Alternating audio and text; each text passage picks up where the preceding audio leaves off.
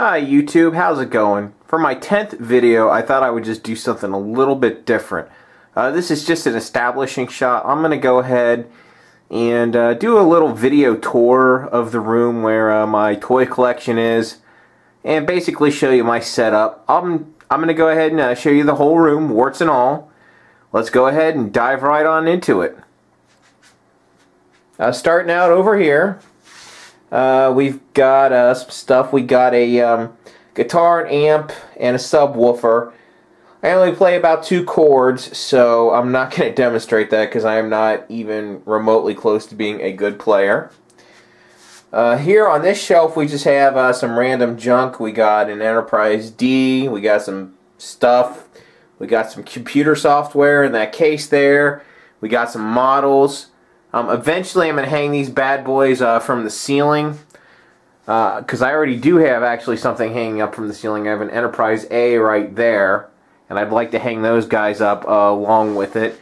Next to that shelf we got a just a silly little Transformers calendar, Transformers Prime. We got Bumblebee this month. Moving on, we got a G.I. Joe shelf. Real American Hero is pretty much what this whole toy line is going to be from. Now, these were all reissues. I'm not sure exactly how long ago I got these things or exactly when they came out, but there they are. And moving down to this shelf here, we got some Voltrons. We got a Five Lion guy, and we got the car one. Now, he's missing a hand, and he is just a bootleg, so whatever. We got some random Gundam wings there, and a mech, I believe, that was from Front Mission 3 in between them. And then down there, we got a Skeletor and He-Man from the Masters of the Universe line from several years ago that kind of died off. There was a new cartoon and everything. Didn't last very long. There's just the door to the room. There's a Slayer poster. They're one of my favorite bands. They're not my #1 favorite band, but they're just a band I happen to have an autographed poster of.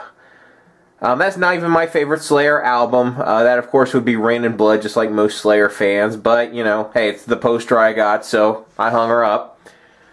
Moving on, I got a little bit of a barometer, thermometer, and humidity meter. I actually got this from my grandparents. They've both passed on now.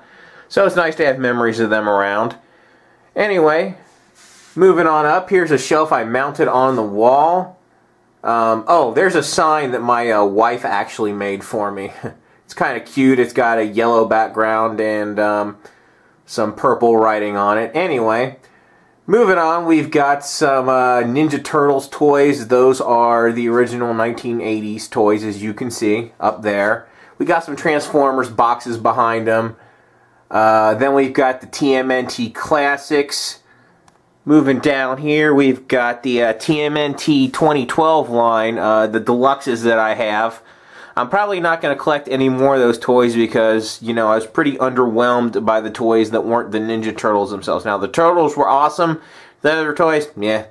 Anyway, going on down here, we've got some Hot Wheels and some Mini-Cons and some Spy Changer Transformers. I hope to eventually replace this with Creons.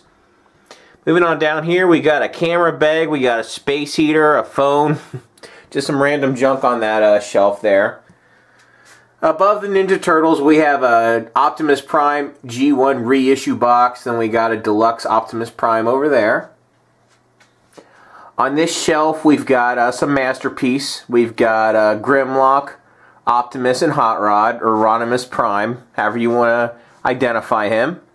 Below that, we've got some classics. We got a Sunstreaker and Sideswipe. Right here, we got the star of my next video, Masterpiece Sideswipe. That's going to be the next review that I do. Next to them, we've got Jazz and Red Alert. Oh, one note on the Sideswipe. I actually recorded that video prior to recording this one, so the way I speak in the video is like I've never opened them before, but that is because when I made the video, I had not opened them yet, so that is genuine. I just, like I said, I recorded that first. So anyway, going down here, we've got Classics Hot Rod, G1 Rodimus Prime, G1 Optimus. We got a Classics Bumblebee, and then a few other iterations of Bumblebee. We got a G1 Bumblebee and like a Legends Bumblebee. Going beneath that, we've got a Beast Hunters Optimus Prime. That toy is, by the way, it's out in the store shelves now, and it is awesome. I'm going to do a review on him real soon. We got an RID Prime right there. Then we got a Cybertron Prime, and then we've got a Reveal the Shield Optimus Prime. Going way down here, you see there's a big empty space here. I actually cleared this out to fit that Metroplex figure. I've measured it. It's a little bit more than 2 feet. So hopefully this is large enough to put Metroplex here when he does come out. Anyway, down here we've got a cartoon Ultra Magnus, animated Ultra Magnus Leader class. We got a Sea Spray there. And we got an Armada Overload. I actually got 2 of them so I could have his feet and his gun arms. Moving on over here, we got an Energon Prime joined with Energon Star Saber and some Transformers boxes and Transformers movie on VHS. The original one from 1986. Moving on to this shelf here, we've got a bunch of Classics and G1 Autobots. Kind of the same thing on this next shelf here. And then on this shelf we have Fortress Maximus with a bunch of friends. We got some G1 and some Classics Autobots here. Moving down here we've got a G1 Omega Supreme, Vector Prime, and in that empty space there I'm going to put the Energon Year of the Snake Platinum Omega Supreme when I get him in. Because I have him on pre-order from Amazon. I know he's out at Big Bad Toy Store, but I could use the few month delay to save up a little money for him since he's $100. Anyway, going down here, we've got some more RID Autobots. There's a Creo Bumblebee. We got a knocked over RID guy. We got a, I'm not sure what line that white van is from. We got an, I believe that's an Energon Landmine. Moving on. We got a Decepticon license plate, a box from Masterpiece Starscream. We've got Unicron, biggest, baddest Transformer from Armada. Moving on, we've got, I believe that's Energon Megatron, but I think of him as Galvatron. I mean, just look at him. That is definitely a Galvatron. I know he's not purple like Galvatron, but his sculpt, that is totally Galvatron. Anyway, moving on. There's Masterpiece Starscream, the Japanese edition. And there is Animated Leader Megatron. That is currently my favorite Megatron mold that I have. I really love that guy. I hope Takara eventually does a Masterpiece Megatron in the scale of MP10 Optimus. Here's hoping. Anyway, going down, we've got a Shockwave. I believe he's from Energon. But I think he's a real good G1 style, so I just stuck him with some G1 Decepticons. We got Soundwave and Friends. We got a Starscream there in jet mode. And we got a classic Starscream behind him. Little PVC Starscream. And then we got a little Legends class G1 Megatron. Then we got just G1 Megatron. Going down here, we just got a mix of some classic and G1 Decepticons. Going down here, we got a bootleg Big Lots Devastator. We've got some Insecticons, Bomb Shock, but he looks a heck of a lot like Bruticus to me. There's G1 Bruticus right there, and the rest of the Insecticons. Going down here, we got an Energon Scorponok, and then we got some Classics Decepticons. We got Cyclonus, Galvatron, and Scourge. Moving on over here, these are just some random South Park dolls that my wife got. Just put them up here on the shelf. I got some really old Knights toys here. They look kind of neat. Moving on, we got our good friend G1 Predaking there. We've got Ravage from the Transformer movies. We've got Beast Hunters Predaking right there. And then we got a little bit of an out-of-place Gundam Wing guy there just hanging out. Down here, we just got some random Decepticons from different lines. And we kind of got some Beast Machines Viacons going on down here.